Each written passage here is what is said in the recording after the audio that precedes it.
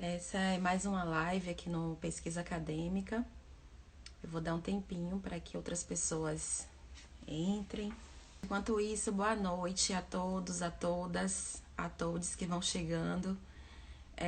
Vou apresentando, né, um pouquinho do que é esse projeto que integra uma série de outros conteúdos que a gente vem produzindo aqui no perfil, que é um projeto da Edma Góes, né, uma pessoa querida que generosamente me abriu também um espaço para que eu pudesse estar atuando junto com ela aqui. E ela já vem desenvolvendo, né, esse projeto há algum tempo. E o projeto é um projeto de consultoria, né, uma consultoria de projetos acadêmicos, onde a proposta é que a gente dê orientação e suporte a todas aquelas pessoas que já possuem, desde aquelas que já possuem uma ideia assim um pouco mais organizada do que quer pesquisar, né, mas ainda não tem uma metodologia ou está precisando de um recorte, até aquelas outras que ainda estão num momento assim ainda mais inicial do projeto, né?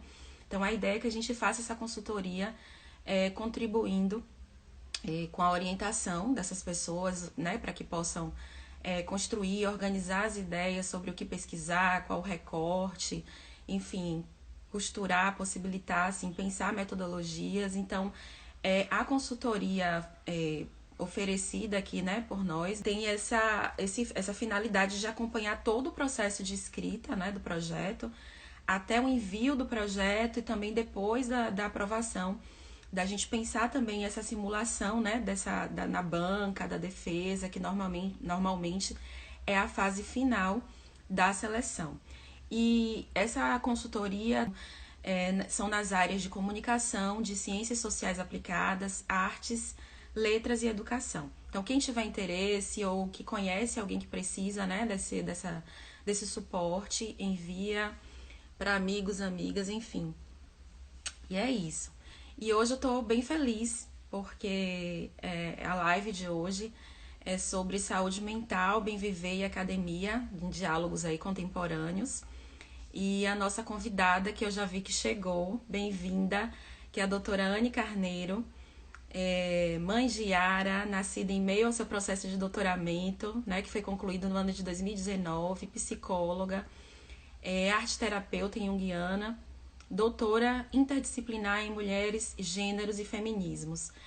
Eu conheci Anne na Feminária Musical, que é um grupo de estudos e experimentos sonoros, que é coordenado pela professora Laila Rosa. E foi no momento que eu estava assim, reescrevendo o meu projeto de doutorado. Né? Eu já tinha entrado no doutorado, mas estava reescrevendo o projeto, e é sempre um momento muito tenso quando a gente vai para aquele momento de repensar o projeto, né? Normalmente, quando a gente entra num programa de doutorado, de mestrado, a gente tem outras leituras, enfim, outras demandas, e a gente vai transformando esse projeto, e é sempre um momento muito tenso, pelo menos para mim foi. E quando eu cheguei na Feminária Musical, né, naquele ritmo que eu acho que a própria academia, em muitos espaços, nos passa, de ter que produzir, de ter que dar conta.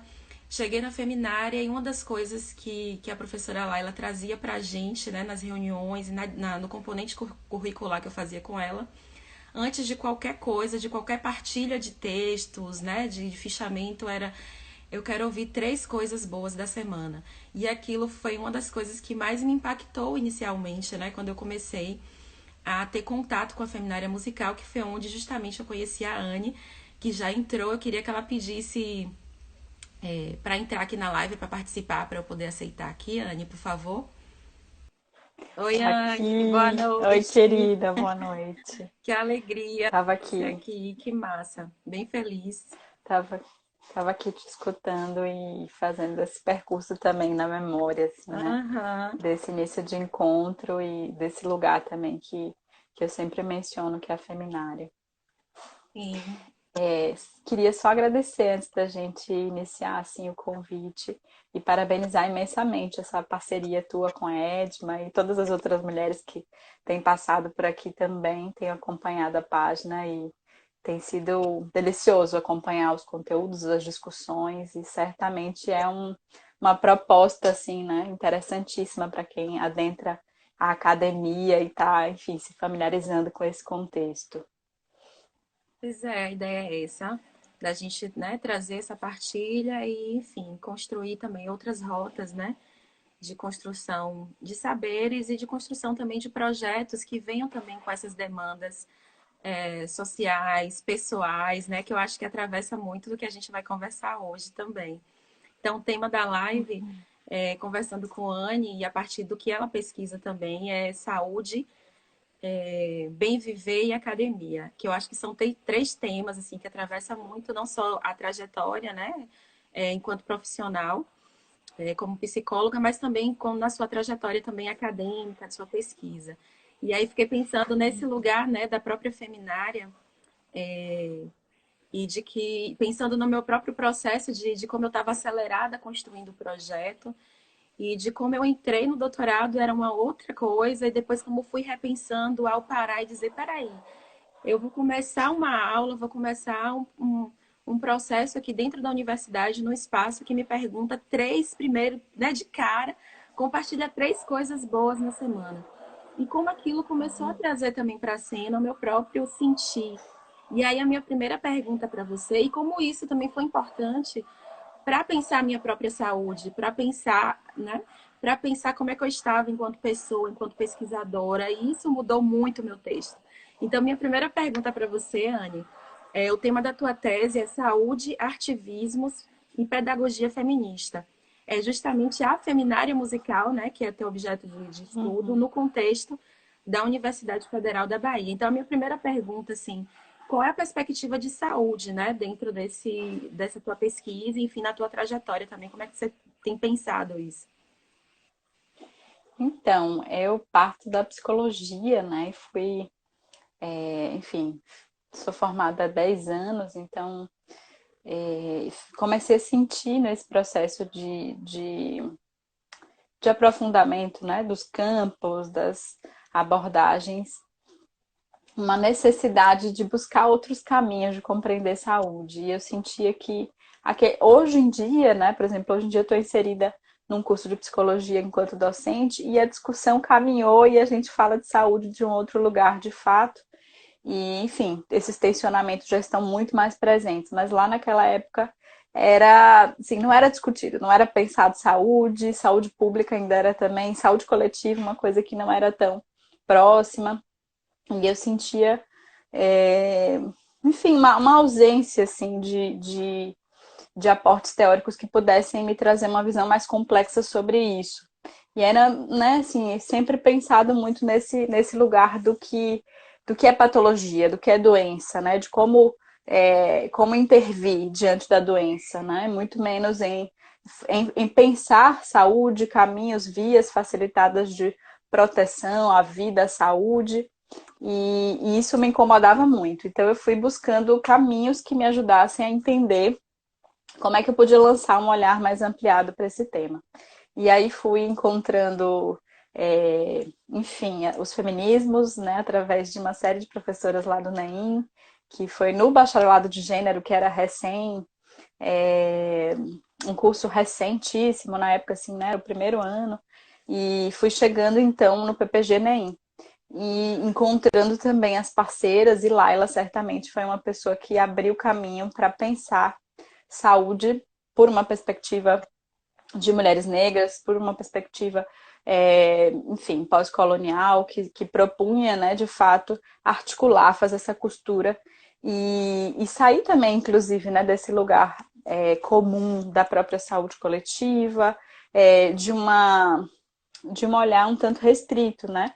E tem um trecho, tem uma citação de Lema Werneck que eu sempre uso, assim, porque me ajuda muito a definir o que é saúde, e que ela vai lançar um olhar extremamente complexo e integral para pensar que a nossa saúde é atravessada por uma dimensão de coletividade, né? Então, ela é eminentemente coletiva, ela é eminentemente ambiental, ecológica, espiritual, e ela vai trazendo todos os elementos, assim, né, de seres vivos e não vivos, e trazendo essa convocação para a gente pensar para além, né, desses parâmetros comuns de saúde enquanto ausência de doença, né? Enfim, dessas diretrizes que que marcam, né? Que ainda marcam um tanto o nosso olhar para a saúde e vai convidando a gente a entender que saúde é um lugar de explicitação de quem somos. Eu acho lindo isso que ela fala, né? Porque ela está dizendo que essa saúde é um registro do que a gente vive, é um registro de quem a gente é um registro dos nossos corpos, né? E das nossas histórias, subjetividades, encontros, desencontros, né? Vulnerabilidades. Então, acho que fui encontrando dentro dos feminismos negros, ou dentro do feminismo negro, dentro dos feminismos de modo geral, né? O feminismo pós-colonial, enfim, e outros tantos que vão trazendo perspectivas ainda mais amplas sobre a nossa vida, caminhos de ampliar esse olhar e de pensar em intervenções que de fato estejam atentas a essas dimensões todas. É massa você trazer esse conceito abrangente de saúde, porque me leva mais uma vez à pergunta que a Edma colocou, eu falei no início, mas acho que é legal a gente repetir, você trazer um Uhum, pouquinho, né, do que é a feminária, para explicar um pouquinho para uhum, as pessoas, né? Esse ponto de encontro, você que é da sim, psicologia, eu que sou da comunicação, como é que a gente se encontra aí nesse lugar interdisciplinar que é a isso. feminária musical? Uhum.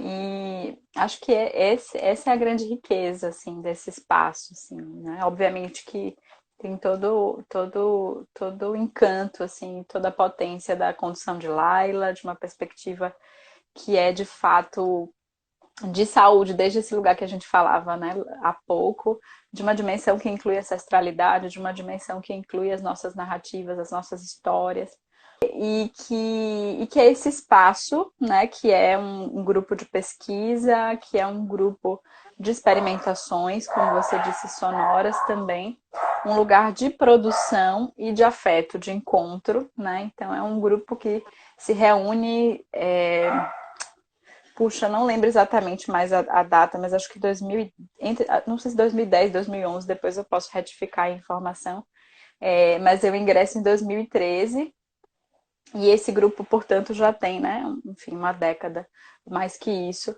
Então, é um espaço que é do NEIM, né, e da Escola de Música, portanto, está ali dentro do Núcleo de Estudos Interdisciplinares sobre a Mulher e, portanto, é aberto também essa dimensão interdisciplinar. Muitas pessoas chegam por essa via, né, e outras pessoas também da universidade, que não necessariamente vêm do NEIM, e pessoas da Escola de Música. E em muitos momentos a gente teve muito mais pessoas de outras áreas do que da própria música. E acho que esse é um chamamento super potente, a gente já começa a falar também de arte, né? De que todo mundo pode fazer arte, todo mundo faz arte, né? E que esse lugar de expressão, a internet está um pouco Oscilando. oscilando por aqui. Mas eu falava dessa origem, assim, né, que já é híbrida do próprio grupo, e de como a gente tem um grupo, né? Hoje sigo acompanhando, mas não sei exatamente agora, né? Mapear. Então, não sei agora dizer exatamente a composição do grupo, mas na época que eu fiz a pesquisa, a gente tinha de fato um grupo muito diverso, muito plural. Obviamente que tinha um recorte e tinha um número bem grande, uma maioria de mulheres negras, e aí também mulheres mães, e por aí vai. Mas esse é um espaço de construção das nossas pesquisas, dos nossos diálogos mais profundos. Acho que a Ellen já trouxe para a gente essa dimensão, né, lá no iniciozinho de como é que nós chegamos, como é que esse acolhimento se faz. E eu fiquei muito encantada com esse processo todo e com a convocação que Laila fazia, né? Continua fazendo muito diretamente a mim, mas fazia lá atrás e que me arrebatou, digamos assim, que era justamente esse encontro comigo, com a minha história, com o meu tempo, com a minha dimensão da ancestralidade, com a dimensão também da espiritualidade. E ela segue fazendo essa convocação, né, para todos. E lá atrás eu me senti extremamente, digamos,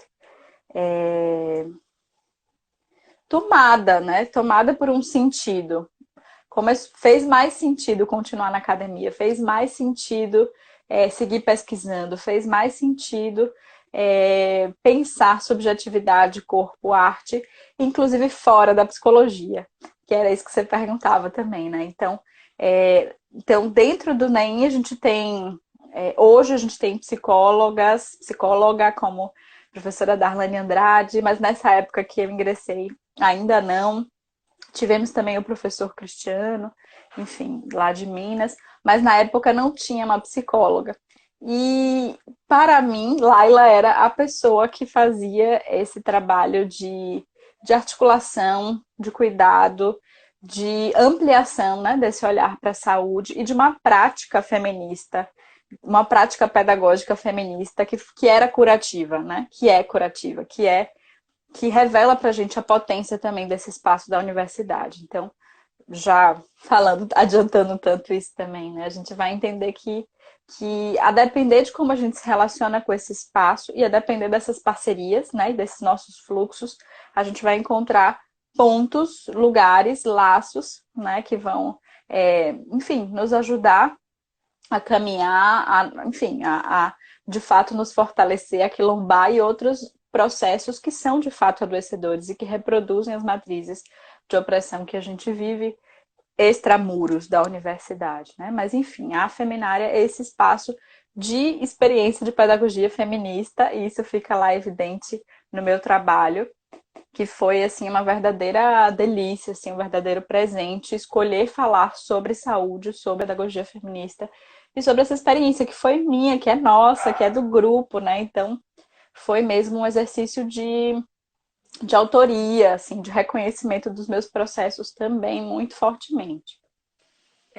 Enquanto você falava, eu fiquei pensando, né, como dialoga esse conceito de saúde, de viver, com, ao mesmo tempo, a grande, acho que uma grande questão que a própria universidade nos impõe, enquanto pessoas que, em geral, enfim, ou são de camadas economicamente bem, né, menos privilegiadas ou classe média, e que é incutido muito essa noção neoliberal de a educação como modo de vencer na vida.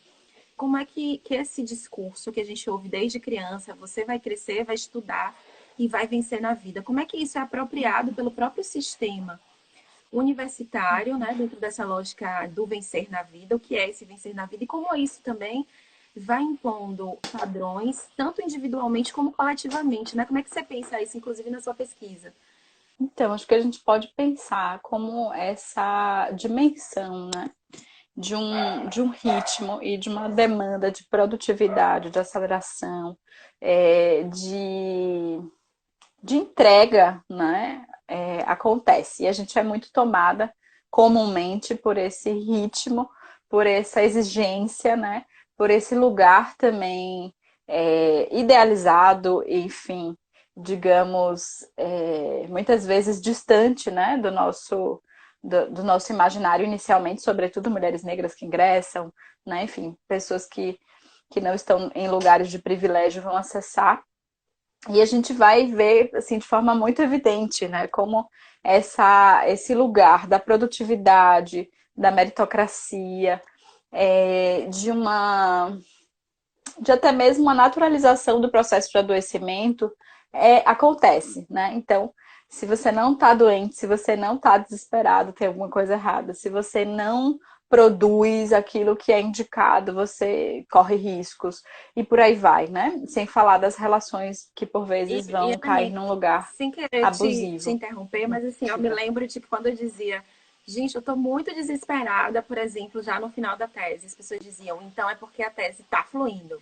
Se você não tivesse Uhum. desse jeito, se você tivesse tranquila, é porque não, seu texto não ia sair.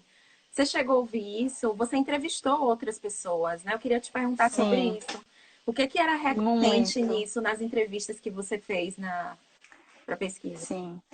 Então, eu escutei pessoas da graduação, pessoas da pós-graduação, mestrado e doutorado, né? E então isso ficava muito evidente na pós-graduação, esse sofrimento com os prazos, com a produtividade. E na graduação, isso aparecia de outras formas, assim, né? Então, assim, uma exigência de uma organização da vida em torno também do processo da graduação, que muitas vezes não era possível, interrupções, enfim, mulheres que se tornaram mães, uma série de questões que iam aparecendo, ou essa própria necessidade se bancar financeiramente, né? Enfim, eram muitas as questões, mas apareceu muito fortemente a experiência de violência, né, de violência simbólica, de experiências de racismo, LGBTQIA+, fobia, sexismo. Isso era muito comum. E como isso impactava nessa exigência, né? Então, se existem, né, se são reproduzidos esses processos todos sociais, essas mulheres, esses sujeitos eram colocados num lugar também de não lugar ali, né? De não aceitos, de não potentes, de não capazes, e precisavam fazer esse movimento de mostrar que eram. Então, essa experiência de uma autoexigência, né? E de uma distância também desse ideal que vai crescendo, gera uma série de processos de adoecimento. E isso ficou também bastante evidente, assim, nas trocas. É, quando você fala, assim, desse processo, desse desespero e muitos processos de adoecimento diagnosticados, nomeados mesmo, assim, né? Seja questões relacionadas à ansiedade, à depressão, é, enfim, uma série de diagnósticos mesmo, de necessidade de um tratamento mais direcionado mesmo para a saúde mental, um acompanhamento multiprofissional para dar conta daquilo. Então, dentro da pesquisa e dentro da clínica, também escuto isso de forma muito recorrente, né? De pessoas que vão vivendo esse processo de, de adoecimento, muitas vezes, dentro desse percurso acadêmico e como isso continua, né? É como se depois de encerrar esse ciclo, seja no mestrado, seja no doutorado, seja mais adiante, tem uma dinâmica, né, de produtividade, de aceleração, de exigência também de uma intelectualidade ideal, de uma forma de produzir ideal que continua. Então é como se essa engrenagem, essa forma de operar ficasse mesmo, né? Como um modo de existir, de ser, né? De fazer. Edma fez um comentário aqui, que essa pane, né, que foi, acho que ontem, no sistema do Uhum. CNPq, que é grave em muitos sentidos e também alerta para essa lógica de produtividade que você vinha falando, né, essa produtividade insana das instituições de pesquisa. Esses padrões mesmo de não só de produtividade, mas de como é que você se configura enquanto uma pessoa que é de fato intelectual dentro de determinado. Como é que isso interfere? Eu fiquei pensando, por exemplo, eu passei meu doutorado inteiro sem ter nenhuma professora negra.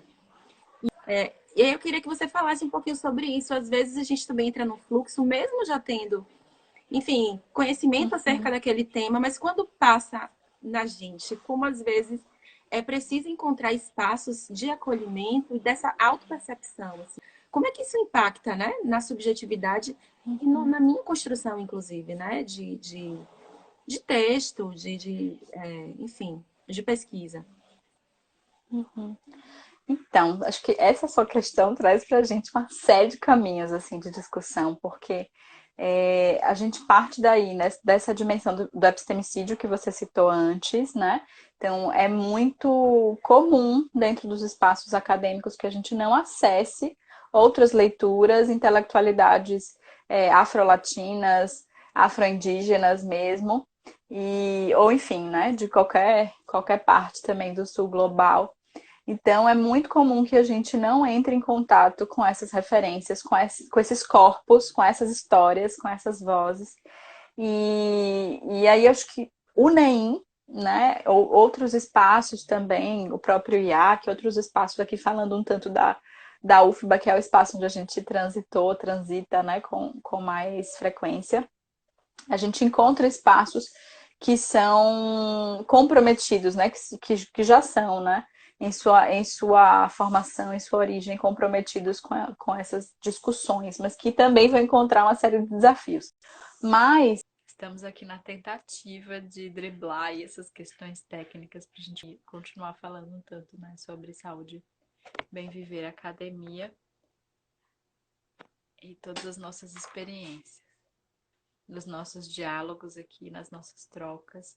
A gente queria falar sobre arte, sobre maternidade, academia, e não chegamos também a falar sobre o conceito de bem viver, que acho que é um conceito que muito se alia, muito apoia a gente a pensar também nesse conceito mais ampliado de saúde. Aqui ela voltou. Voltei. E agora? Agora te escuto. Aê, conseguimos. Ai, gente, que os desencontros da tecnologia, mas uma hora a gente consegue. A gente já É, estava aqui combinando um novo momento, Ellen, para a gente continuar a conversa. sim, eu acho que você já fez meio que uma síntese, não foi, do que a gente tinha conversado? Eu continuei falando aqui, aguardando, mas acho que cabe retomar, né? Que essa fica agora como uma segunda parte da nossa conversa Sim, sobre saúde, bem viver, arte, academia, maternidade e os outros temas que a gente vai também tocando por aqui. E sobre as nossas histórias, né? Eu acho que é muito não, das nossas trajetórias dentro da academia e fora dela, né? Como é que os nossos encontros foram nos fazendo também nesse lugar de reconhecimento, né? sim. E partindo disso, Anne, que era justamente algo que você já estava falando, mas eu acho que a gente pode retomar. A tua pesquisa parte muito mais de um lugar, não só do adoecimento, que eu acho que foi uma última pergunta que eu fiz lá na primeira parte, mas também dos processos de saúde gerados, né? E eu acho que o recorte que você faz na Feminária tem muito a ver com isso. Eu me lembro que do que eu já te ouvi apresentando da pesquisa, né? Do que eu li também da tese, uma das questões eram quais são as práticas de cura. Isso me chamou muita atenção, assim, Uhum. também. Que eu acho que é isso que você traz, né? A possibilidade do contraditório. Não é somente um lugar de adoecimento, mas existem contextos também que estão possibilitando práticas de cura. Eu queria te ouvir sobre isso.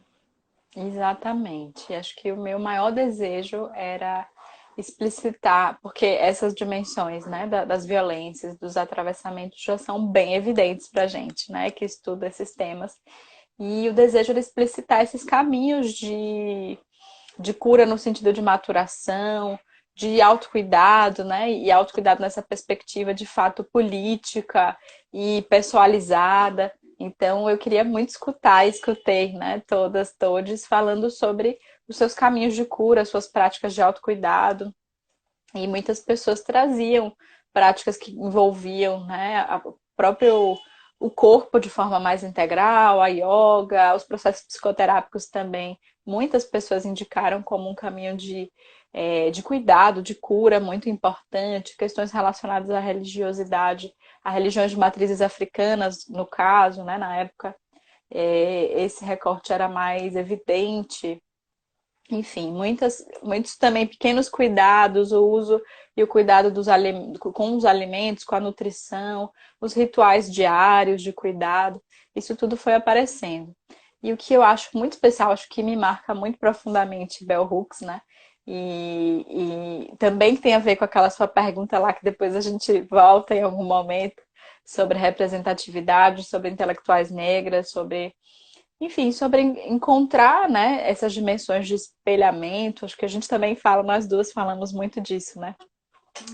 Esses espelhos, assim, que conseguem nos mostrar a nós mesmas e a outras realidades tantas, né, de outras que vivem coisas semelhantes, coisas um tanto distintas também, e que permitem que a gente consiga vislumbrar outras formas de contar as histórias, de viver a academia, de viver a maternidade, né? De viver os caminhos de cura. Né? Acho que esse caminho um tanto mais holístico da própria medicina alternativa aparece também muito fortemente. Então, é como se fosse de fato a explicitação de caminhos de contracultura, contra essa cultura de medicalização, essa cultura de patologização, de produtividade, de aceleração que a gente vinha falando relacionada à própria dinâmica do capitalismo e todos os outros registros que são altamente adoecedores, né? Então, quando você fala das vulnerabilidades, né, e dos segmentos das pessoas que estão aí dentro dentro de diversos campos, né, de vulnerabilidade convergindo, né, interagindo, a gente pode pensar o tanto de desafio que é esse processo de cura, de cuidado, de reparação, né? E acho que isso fica bem evidente nas discussões sobre relações de gênero, relações étnico-raciais, racismo, né? Então, se a gente tem uma ferida, né? Acho que a própria Bell Hooks fala de feridas desde o coração, Neuza Santos Souza vai falar dessa ferida da alma que vem para o corpo, né? Enfim, e vice-versa. Como é que essas feridas vão ficando registradas e quanto mais ferido a gente está, mais trabalho a gente tem, né? Quanto Sim. mais em situação de vulnerabilidade a gente está, menos recurso, muitas vezes, né? De acessos, de trocas, e de tempo, né? Também para se dedicar a essa escuta, a gente tem. Então, a gente pode pensar que como você fala, essa conjuntura nos leva a um lugar de exacerbação dessas vulnerabilidades e de uma necessidade de recriação, né? Acho que talvez a pandemia seja esse lugar de convocação que não há como seguir da mesma forma, né? E nos coloca então diante de tantos novos, de tantas encruzilhadas, assim, para que a gente possa refazer, rever a própria universidade, os caminhos docentes, enfim, os caminhos de produção, de difusão de conhecimento, tá tudo tão diferente, tá tudo tão, digamos assim, a ser reinventado, né? Vem sendo reinventado. Nós duas somos docentes, nós duas somos pesquisadoras, somos mães, então somos mulheres negras de pele pouco retinta. Então a gente vive uma série de questões um tanto similares, né? Assim, né? Nesses meandros e que nos permitem, acho também, né? Esse lugar de recriar, de refazer, de reparar e esse é um convite que os feminismos e o feminismo negro em especial nos faz, de pensar nesses caminhos de amor, de autocuidado, de revolução, que é sim, né? Que é sim dessa dimensão individual também, que é sim dessa dimensão da minha história, do nosso cuidado cotidiano, né? Da nossa rotina. Acho que o exercício maior, não sei se travou para todo mundo, mas voltou agora. Voltou. Sim, aí para mim o exercício maior assim é a gente fazer esse caminho de conciliação, né? Porque caminhamos, bom, a psicologia e as ciências da saúde muito alheias, completamente alienantes, né? Inicialmente, fazeres da elite, assim, a psicologia, se a gente for pensar especificamente, e que depois a gente vem bebendo dessas outras fontes que nos mostram que tudo é político, que o pessoal é político, que essas experiências de sofrimento, adoecimento e essas dimensões de violências, né, abusos se perpetuam, são questões históricas, né? E aí a gente um tanto se distancia também dessa dimensão mais pessoalizada de como cada um vive nessas questões. E acho que esse convite dos feminismos mais recentes ou das práticas que a gente experimenta na feminária, das práticas de uma pedagogia feminista de fato, né?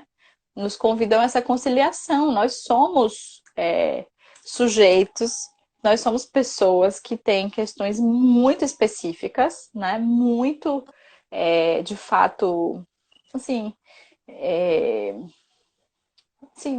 de fato é plural mesmo essa condição, essa experiência. Embora estejamos, por exemplo, nós duas, né, em lugares próximos, numa faixa etária próxima, enfim, tem uma dimensão muito específica de como cada uma vive. Mas, obviamente, a gente precisa marcar sempre essa dimensão cultural, essa dimensão comunitária da experiência. Então, acho que fazer esse caminho de reforçar que essas coisas não se abandonam, né? Apesar de parecerem contraditórias em algum momento, ou de gerarem algum tipo de divisão, de segmentação, elas estão presentes em nós a todo instante, né? Elas estão juntas.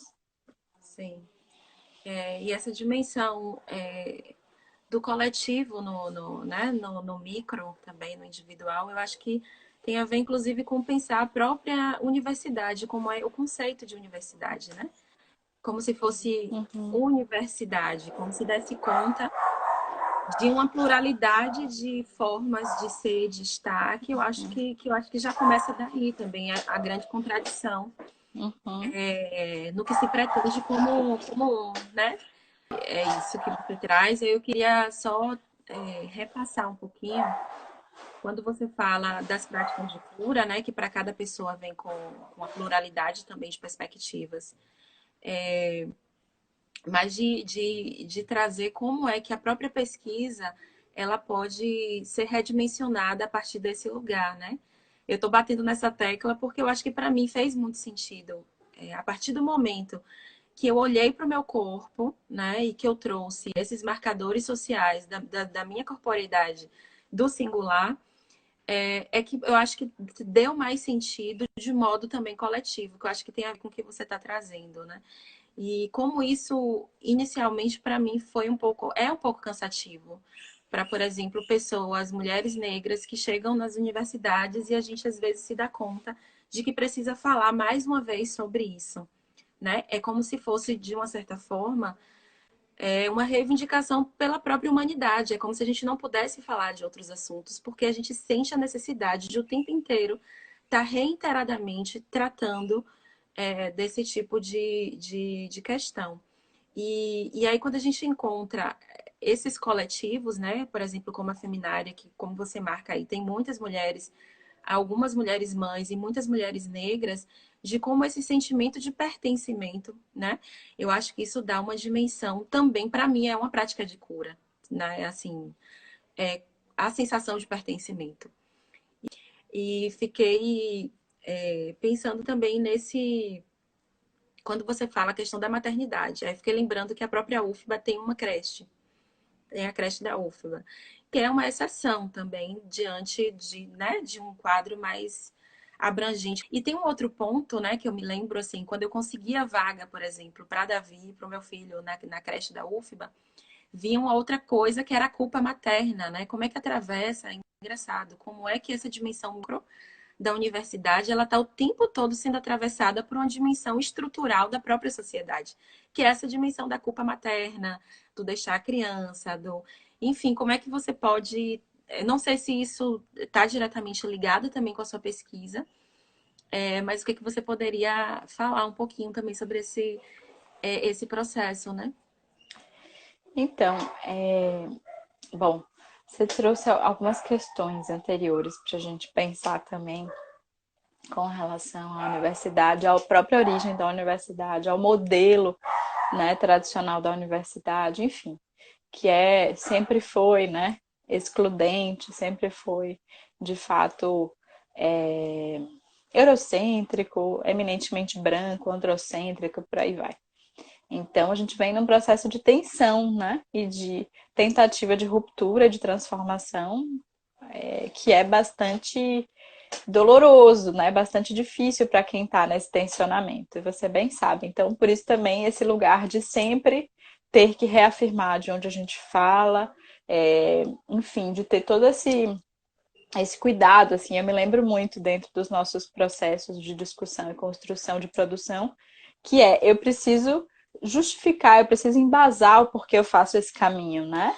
Porque para que seja academicamente aceito, né? Embora a gente tente, né, revolucionar e, enfim, implodir algumas coisas, a gente estrategicamente utiliza esses recursos também para se inserir, também para ser reconhecida, enfim.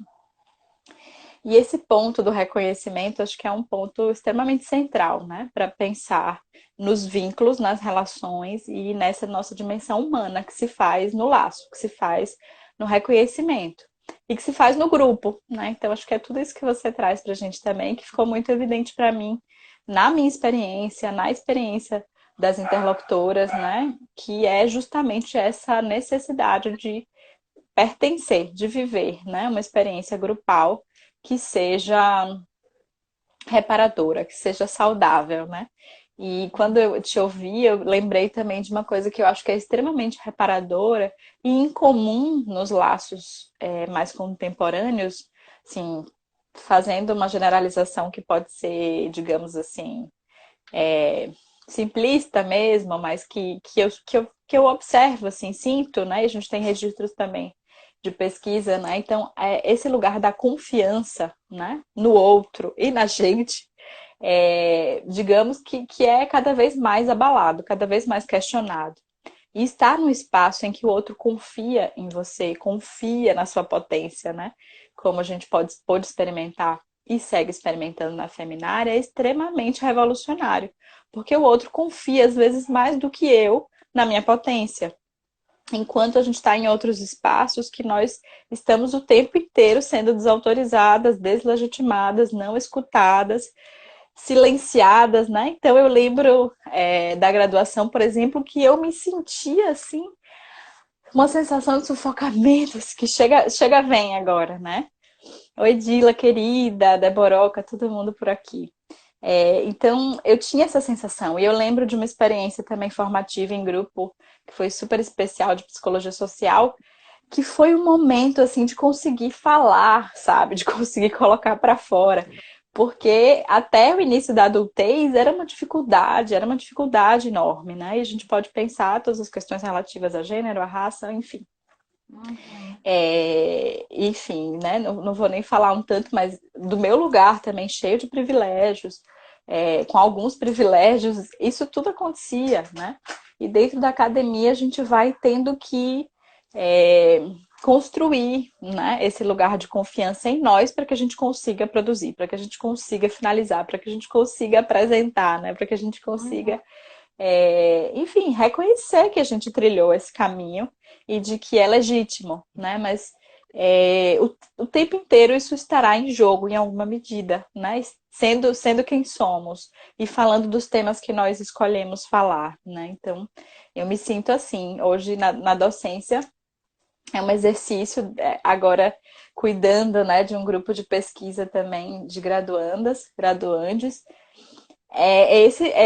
Essa minha tentativa, assim, né, de fazer um espaço em que essa confiança seja experimentada, né, e que a gente possa, enfim, de fato acreditar na nossa potência, porque historicamente somos desacreditadas, né? Essa sua fala, eu lembrei de Nilma Lino. Uma Uhum, vez ela estava falando num congresso na UNEB, era um congresso para estudantes cotistas, né?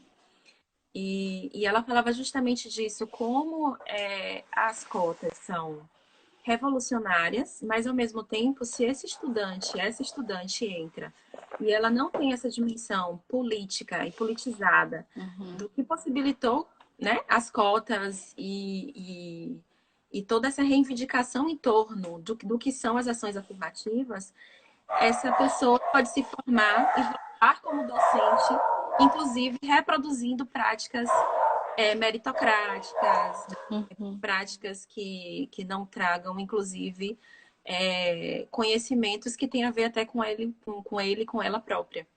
E eu me lembro que foi algo assim que me chamou muita atenção, porque de fato eu fui, por exemplo, um estudante cotista na graduação, mas pouco se falava sobre isso.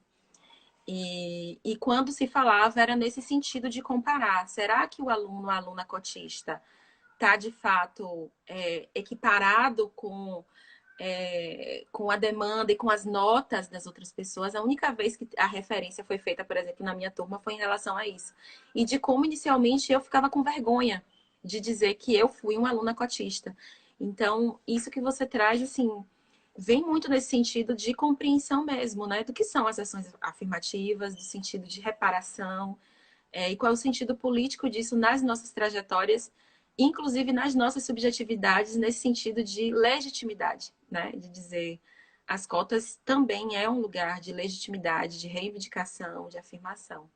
Então, acho que enfim, uma fala bem importante. Pensando um pouco nas singularidades do contexto de pandemia que você falou um pouquinho, Anne. Não sei se é possível, mas queria que você, assim, de algum modo, trouxesse alguma possibilidade, assim, de indicação também, né? de leituras ou de práticas de cura também para as pessoas que estão. Eu acho que eu me insiro nisso como docente, como Uhum. estudante, como Mãe. nas mil coisas que a gente precisa dar conta. Uhum. E ao mesmo tempo, como é que tem sido para você pensar, não somente enquanto pesquisadora, mas também enquanto profissional, né, da psicologia? Uhum. Como é que você indica aí esse horizonte Sim. de para esse outro Vamos lugar lá. de cura? Vou falar disso, mas antes disso, só queria falar de uma outra coisa que você trouxe, que também foi esse lugar da mãe na universidade, né? Você falou da sua experiência, da creche, da culpa materna, enfim, essa condição, né? E que vai, enfim, também ser um tanto específica, a depender da família, a depender desses marcadores, dessas identificações. Sobre esse lugar na maternidade, eu fiquei muito desejosa de discutir mais, investigar mais sobre isso por conta das escutas, né, das interlocutoras e da minha própria experiência também, que me trouxe, assim, tantas questões, tantos reposicionamentos, assim, né, e é muito comum que a gente discute isso, né, da maternidade enquanto uma experiência muito revolucionária. E assim foi para mim, assim, mobilizou, mexeu de formas inesperadas.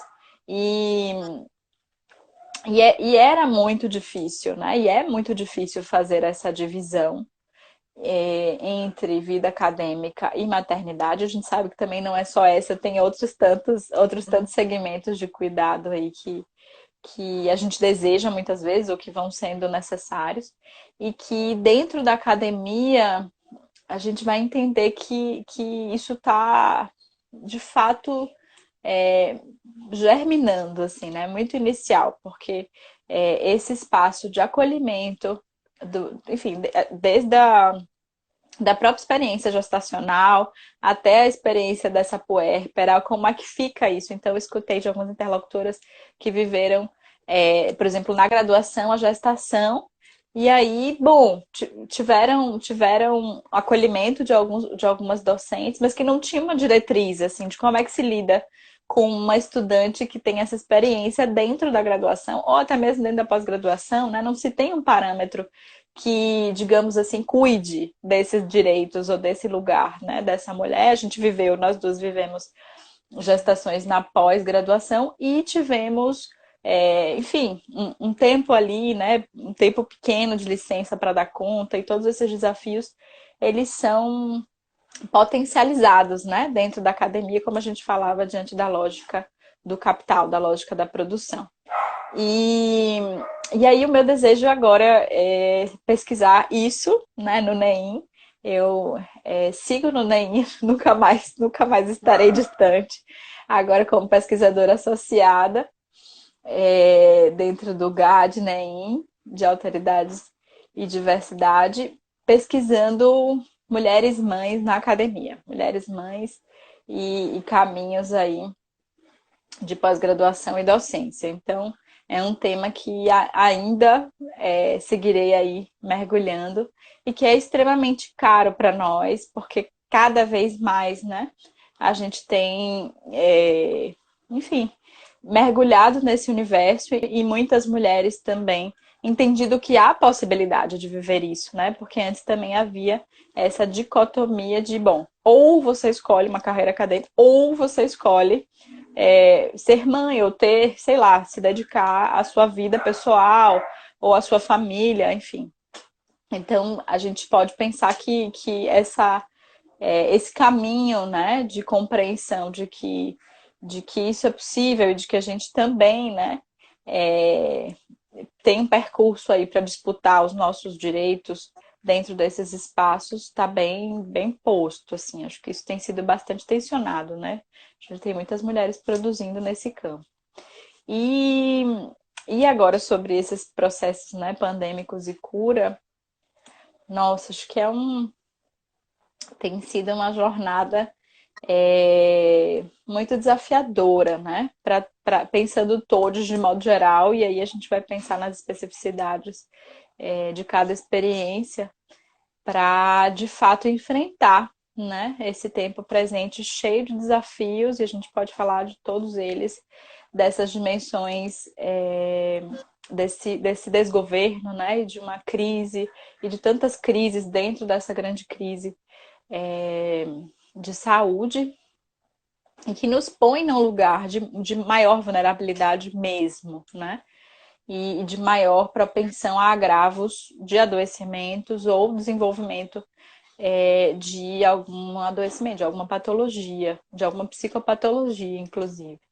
Então, isso tem sido investigado e é um tanto novo para a gente, né? A gente não tem ainda tantas produções sobre esses impactos, mas o que a gente sabe é que tem um registro de aumento de doenças mentais, de agravos e outras tantas, né? Em decorrência até mesmo do próprio processo de luto, perda ou de sequelas mesmo do Covid, né? Que vão ficando. E, e eu sinto que os caminhos de cura eu deixo um tanto mais perguntas do que respostas sobre o que pode ser esse caminho de cura para cada um, para cada uma, para cada pessoa, porque é justamente esse esforço, esse exercício de busca e de encontrar o que faz sentido que é a própria cura, né? Ou que é o próprio processo de maturação, né? Então, encontrar o que faz sentido para mim e o que eu preciso já é esse exercício de autonomia e já é uma grande parte desse caminho de cura.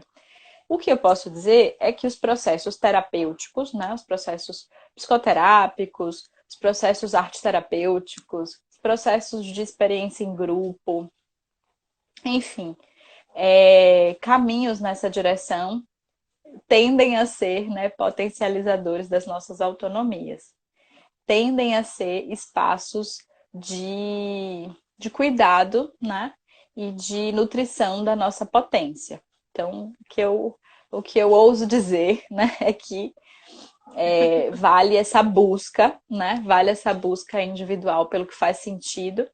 E, enfim, falando tanto do meu processo, a psicoterapia, os espaços, enfim, de cuidado, e esse autocuidado cotidiano, essa ritualização da vida, faz todo sentido, né? E como cada uma vai descobrindo, né? O que faz bem, o que, o que faz sentido também, acho que é a grande, assim, a grande mudança, né? A grande revolução, quando cada uma pode, então, entender o que precisa e como cada ciclo também é muito diferente, né? Então, embora a gente viva uma série de repetições na vida, em muitos momentos a gente precisa de coisas diferentes e precisa compreender como estamos. Então, os processos terapêuticos, de modo geral, nos convidam a essa escuta, a essa atenção, a essa pausa. Muitas vezes a gente precisa disso para escutar, né? Para entender um tanto que precisa ser nutrido ou que precisa ser cuidado especificamente. Bom, Anne, apesar das nossas interrupções, né, a gente vai chegando aí no final, porque já tem um bom tempo que a gente está conversando. É um tema que eu gosto muito de ouvir. Uhum.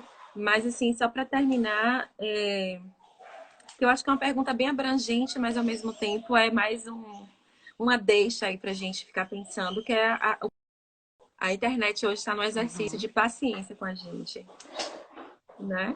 Um teste de paciência. Então, eu fiquei pensando, assim, para terminar um pouquinho, pensar a arte nesse lugar, especialmente para mulheres negras, porque eu acho que é onde tem em comum minha pesquisa e um pouco também daquilo que você vem pesquisando.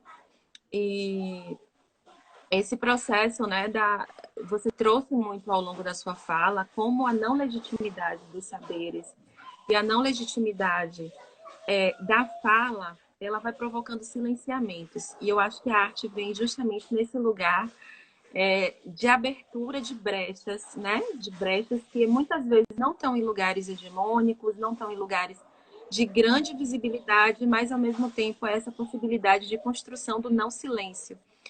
E fiquei pensando um pouquinho sobre isso, já que você estava falando sobre encontrar esses processos de cura, e muitas vezes a própria escrita da tese, né, da dissertação, da própria monografia também pode ser um lugar de cura, né? Fiquei pensando a arte nesse Os aspecto dois, né? estético mais abrangente, assim, sabe? E aí, para terminar, queria te ouvir um pouquinho falando sobre isso, que eu sei que é algo que está na clínica, né? Que você traz no seu processo como psicóloga, mas que está presente na Feminária, que está presente na sua pesquisa também. E aí queria ouvir um pouquinho, assim, para terminar, sobre arte-terapia, né? Uhum. Enfim, e sobre a arte nesse lugar para além da pesquisa e do texto em si, mas nas nossas vidas, assim, qual é a potência? Uhum. Então, a gente vai entendendo assim que fazemos arte, né? E que não necessariamente trabalhamos ou somos profissionais da arte, mas que nós nos expressamos via arte todo o tempo, né? E que é muito prazeroso, né? Acho que uma outra coisa que vale a gente falar muito, né, sobre esse contato com o erótico e como isso foi distanciado, né, das nossas vidas de modo geral e da academia de uma forma ainda mais profunda, assim, como se não fosse possível, né, sorrir ou ter prazer dentro dos processos de trabalho, de pesquisa. E a arte nos convida a essa experiência, né? A experiência do riso, da graça, da exposição, da vulnerabilidade. Nos convida a esse lugar do encontro, né? Dessa explicitação, acho que pegando carona no conceito de saúde, a arte é esse lugar também de explicitação de quem a gente é, de uma forma altamente íntima, assim, altamente espontânea, altamente crua, né, muitas vezes. Então a arte é esse lugar de quebra do silêncio que a gente faz de diversas formas e que por isso nos convida a reposicionamentos. Exatamente, o texto de Audre Lorde é lindo para falar, né, sobre o eros, o erótico nas nossas vidas, é a necessidade desse resgate.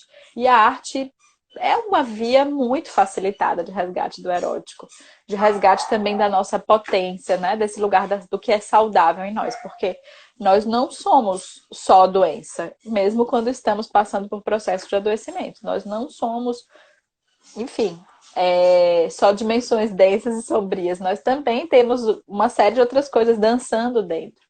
E a experiência artística nos mostra que isso é possível, né? Inclusive, que esses recursos estão aí, estão próximos, né? Fazem parte da nossa história, fazem parte dos nossos processos de vínculo, de manutenção de vínculo e cuidado, pensando inclusive a maternidade, né? Qual é o lugar da dança, qual é o lugar do canto, qual é o lugar, assim, dessa experiência sonora enfim, e outras tantas que a gente tem dentro desse exercício do materno, não só com a criança, né, com a filha, com o filho, com a cria, mas dentro dos processos de cuidado relacional, dentro dos nossos processos de autocuidado, né? Então, isso, Aline, querida. Então, assim, tanto como a própria escrita, né? E lembrando aqui de Aline é, da escrita enquanto essa via também, né, de reparação. Acho que pra gente, né, Ellen, que fizemos essa escolha que escrevemos, assim, escolhemos escrever, né, a própria escrita, né, é um exercício de cura, de reparação, de costura, de reconhecimento, de liberação, de quebra de quebra desses processos, né, de silenciamento. Então, a gente pode pensar que a escrita é arte, né? A gente pode pensar que todos os processos de movimento, de sons, né? De criações cotidianas que a gente tem, nos trazem para esse lugar, né? Do fazer artístico, do fazer expressivo. E a arte-terapia nada mais é do que trazer isso de forma intencional para um processo terapêutico. Então, dar espaço, né? Dar mais espaço, né? Para essas expressões dentro do processo clínico. E é super potente, é super bonito, né? Acompanhar esses processos e essas produções, sejam elas quais forem, seja desenho, seja, enfim, pintura, seja a dança, seja, enfim, a produção sonora. E a gente vai entendendo, assim, né? Esse lugar da arte enquanto um caminho de contato, de integração, né? De união daquilo que a gente pensou, né? Que ocidentalmente se pôs como separado, como mente e corpo, como subjetividade e, enfim, e de fato legitimidade, né? Como se a gente não pudesse viver essas dimensões para que nós fôssemos aceitas ou reconhecidas. E, e você falou também da estética. Aí acho que a gente precisa falar mais, ter mais tempo para falar sobre isso, Sim, sim. sobre a estética nos seus múltiplos sentidos, né? Sobre essa dimensão do sensível, mas sobre essa dimensão estética dessas dimensões corporais. Fiquei aqui lembrando das suas cantautoras também, e te vendo hoje. E pensando nessa força da imagem, né? Então, eu sou uma mulher negra, jovem, não tão mais jovem assim, mas jovem, mas que causa muito estranhamento, né, os nossos corpos dentro dos espaços acadêmicos também. Nós somos o tempo inteiro questionadas o que, né, o que a gente está fazendo ali? Cadê a professora? Enfim, então tem esse registro, né, de um, de um caminho mesmo de manutenção das nossas posições, das nossas escolhas, né? E a arte acho que é um caminho muito, muito poderoso mesmo de fortalecimento, de nutrição. E, enfim, eu sou super suspeita para falar, obviamente, né? Eu compreendo muito profundamente. E aí a gente pega carona na psicologia analítica, junguiana, que nos explicita, né, a potência do símbolo, a potência da imagem, enfim, e por aí vai, do corpo. Uhum. Terminar só te agradecendo, né? Eu tive a alegria de ver a defesa da sua tese e em ambas, né? Eu também na minha tese, você estava lá. Sim. E a gente estava lá com as nossas crias, e, enfim, com toda a potência que é afetar e ser afetado por esses espaços, ao mesmo tempo que eles, por algum motivo, em algum momento, nos causam silenciamentos, mas ao mesmo tempo, como a gente vai transgredindo aos poucos, eu acho que sua tese e a sua trajetória, enfim, tudo que você vem trazendo, porque às vezes a gente vai fazendo as coisas e nem se dar conta de que às vezes a nossa simples presença já é uma transgressão em determinados espaços. E é incrível como sua pesquisa, eu acho que é bacana a gente referenciar e referendar publicamente. Eu me lembro que depois que eu vi sua defesa, assim, me deu esse lugar de falar, gente, que incrível a minha própria trajetória. Eu comecei a olhar para o meu próprio processo, sabe? E Uhum. isso é muito empoderador, bacana, e fico muito honrada, muito feliz de ter tido a possibilidade de estar aqui com você. Lido muito com você sempre. É isso. Gratidão, querida. Fiquei com muita vontade de conversar mais e da Eu gente poder também. falar também da tua pesquisa, enfim. Eu também lhe acompanho, né, nesses anos e é uma alegria partilhar esses momentos com você e acompanhar também, né, os nossos processos, enfim, o que vai se dando na vida e agradeço imensamente, assim, a troca, a generosidade, o cuidado e que a gente siga aí nos diálogos e que venham mais momentos, né, como esse para a gente trocar.